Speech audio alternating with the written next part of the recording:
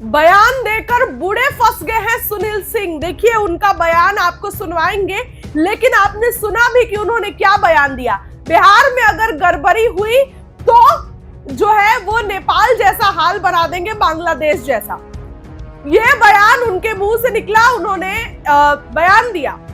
उनका बयान आपको सुनाएंगे, लेकिन अब उनकी मुश्किलें बढ़ गई है। देखिए एफआईआर हो गया है और कहीं ना कहीं ये बड़ी जो है खबर है, क्योंकि सुबह में ही उन्होंने बयान दिया इस तरीके का और अब जो है उनके खिलाफ एफआईआर कर दी गई है। जिस तरीके का बयान उन्होंने दिया, हिंसा फैलाने वाला बयान इसको समझा गया। ये मैं नहीं बोल रही हूँ, एफआईआर हुआ है। कहीं ना कहीं एग्जिट पोल को लेकर भी जो है बातें निकल कर आ रही थी कि गलत होगा। आरजेडी शुरू से जो है, देखिए इस बात को लेकर तो मैं भी बोल रही हूँ कि कहीं ना कहीं गलत होने वाला है, लेकिन सुनील सिंह जिस तरीके का बयान देते नजर आए, सुनील सिंह जो बातें कहते नजर आए, ये कहीं ना कहीं गलत था।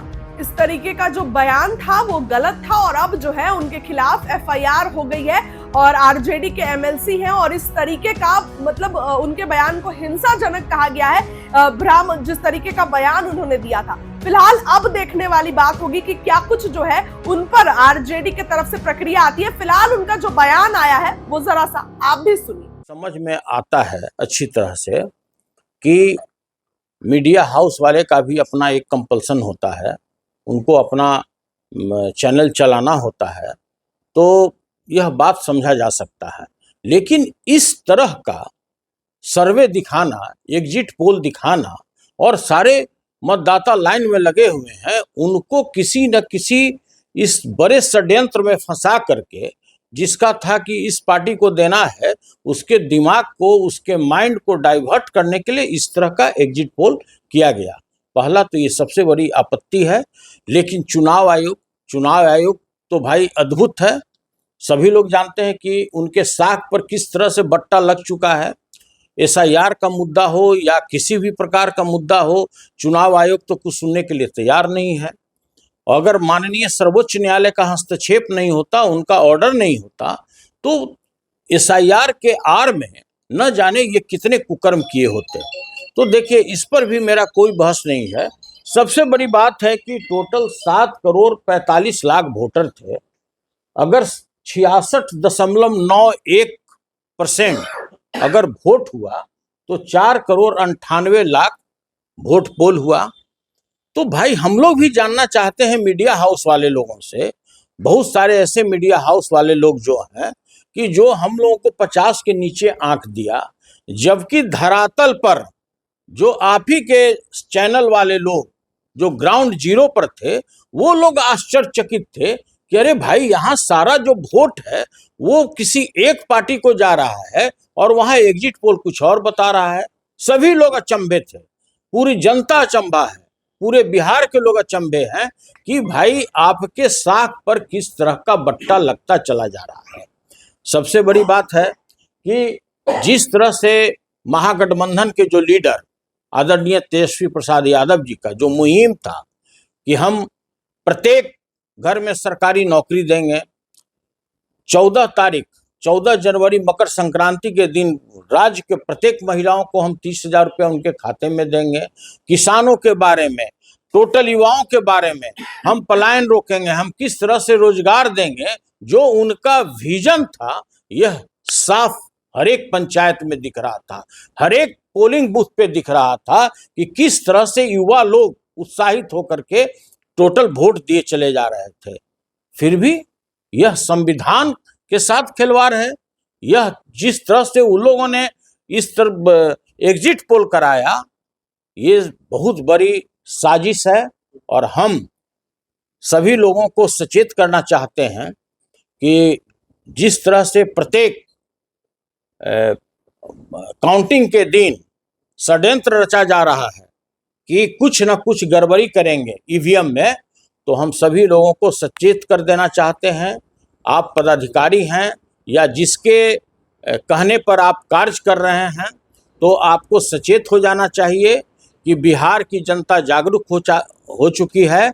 आप इसको नेपाल नहीं बनाइए, आप इसको बांग्लादेश नहीं बनाइए, आप इसको श्रीलंका नहीं बनाइए। अगर आप वर्ष 2020 की तरह जिसने आपने गड़बड़ी किया, नालंदा जिले में जिस तरह से हिलसा में मेरे कैंडिडेट को हराया गया, जिस तरह से गोपालगंज में भोरे के कैंडिडेट को हराया गया, अगर आप इस तरह की कोई भी तरह का आप गड़बड़ी करते हैं तो आपको साफ पता लगेगा कि या मेरा उम्मीदवार बाहर आएगा या वो पदाधिकारी रिटर्निंग अफसर काउंटिंग स्थल से बाहर आएगा। तो हम यह बात आप लोगों को बड़ी विनम्रता के साथ कहना चाहते हैं कि जितने भी पदाधिकारी हैं और जितने रिटायर्ड और टायर्ड अफसरों के कहने पर वो कार्य कर रहे हैं, वो बिल्कुल सचेत हो जाएं। और हम हाथ जोड़कर यही विनती करना चाहते हैं कि पूरे बिहार की जनता जागरूक हो चुकी है, आपके कुकृत्यों को पहचान चुकी है। आप चुनाव आयोग के आड़ में किस तरह से गलत कार्य करना चाहते हैं, अपने मंशा को सफल करना चाहते हैं, आप किस तरह से जो हारा हुआ कैंडिडेट को आप जिताना चाहते हैं और जीता हुआ कैंडिडेट को आप हराना चाहते हैं, पूरी बिहार की जनता यह बात को समझ रही है।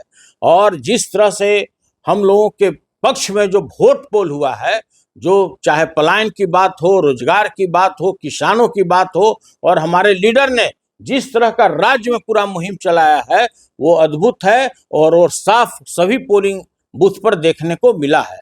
तो मेरा पुनः आप लोगों से मेरा विनम्र विनती है, सभी खासकर जो रिटर्निंग अफसर हैं उनसे मेरा हाथ जोड़कर विनती है कि आप किसी बड़े पदाधिकारी के कहने पर, किसी बड़े अफसर के कहने पर, आप चुनाव आयोग द्वारा गुमराह करने के बाद भी आप गलत काम नहीं कीजिए, आप पूरी ईमानदारी के साथ काम कीजिए।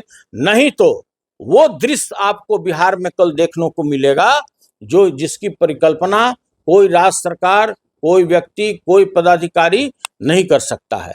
और हम इसी चीज को सचेत करने के लिए आज आप लोगों को बुलाए हैं कि सभी जगह से जिस तरह से खबर आ रहा है कि भाई ये एनडीए को किसी तरह से जिताना है और जो हमारा महागठबंधन है जहां पर 1000 वोट से कम का रेशियो हो उसको जबरदस्ती हराना है, तो ऐसा कुकृत कोई भी पदाधिकारी, चाहे आप किसी भी प्रकार से पोस्टिंग पाए हों, हम लोग को भी समझ में आता है, पूरे राज्य के जनता को समझ में आता है कि आपकी पोस्टिंग किस कारण से जो सबसे असफल पदाधिकारी हैं उनको क्यों किया गया है।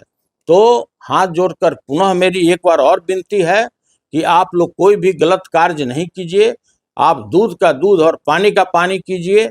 जहां भी हमारा 1000 वोट के अंतर से हार जीत है वो काम मत कीजिए जो वर्ष 2020 में आप लोगों ने किया है, जो हिलसा में देखने को मिला, भोरे में देखने को मिला, परिहार में देखने को मिला।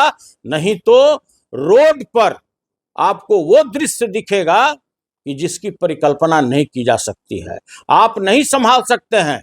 जिस तरह नेपाल में हुआ, जिस तरह से बांग्लादेश में हुआ, जिस तरह से श्रीलंका में हुआ, वो दृश्य कल आपको पूरे बिहार में देखने को मिलेगा अगर आप बेईमानी करते हैं तो।